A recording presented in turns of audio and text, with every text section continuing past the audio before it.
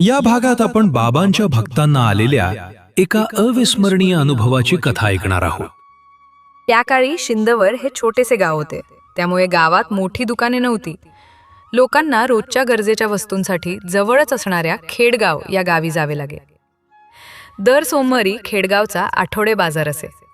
बाजारच्या दिवशी आजूबाजूच्या गावातील लोक पायी पायीच बाजाराला जात. शेतात पिकलेला भाजीपाला डोक्यावर घेऊन विकण्यासाठी जाणाऱ्या लोकांची मुंग्यांसारखी रांग सोमवारी खेडगावच्या दिशेने दिसायची. त्या काळी वाहतुकीची फारशी साधने नव्हती.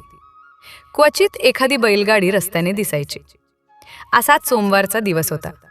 सायंकाळची वेळ होती. दिवसभराचा बाजार आटपून अनेक स्त्री-पुरुष गावाकडे परतत होते. शिंदवर गावात राहणारी वेणूबाई या देखील बाजारातून पायी पायी चालत घरी पोहोचल्या. घरात पाय देते ना देते त्यांना खूप थकल्यासारखे वाटू लागले.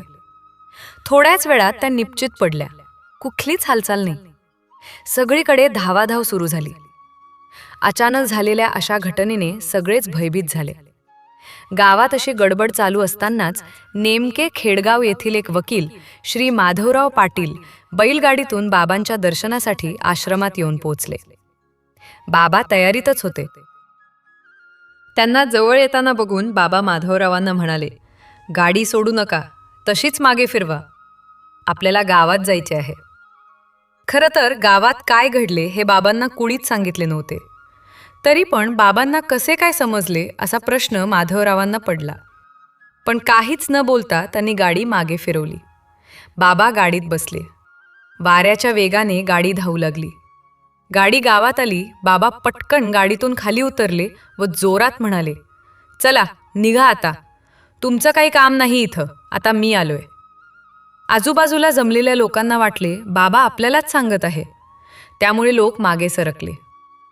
वेणूबाईचा निष्प्राण देह पडला होता. बाबा तेथे गेले. हातातला चिमटा त्या देहावरून फिरवला. चिमूटभर भस्म तिच्या तोंडात टाकले आणि आल्या पावली पुन्हा बैलगाडीत बसून आश्रमात आले. आश्रमात आल्यानंतर माधवरावांनी बाबांना विचारले, तुम्ही त्यांच्या नात्यागोत्याच्या माणसांना का हाकलत होते? त्यावर बाबा उत्तरले, मी त्यांच्या माणसांना कशाला हाकलू? वेणूबाईचे प्राणहरण करण्यासाठी तेथे आलेल्या यमदूतांना मी जायला सांगितले. तोपर्यंत तिकडे गावात मात्र एक विलक्षण चमत्कार घडला.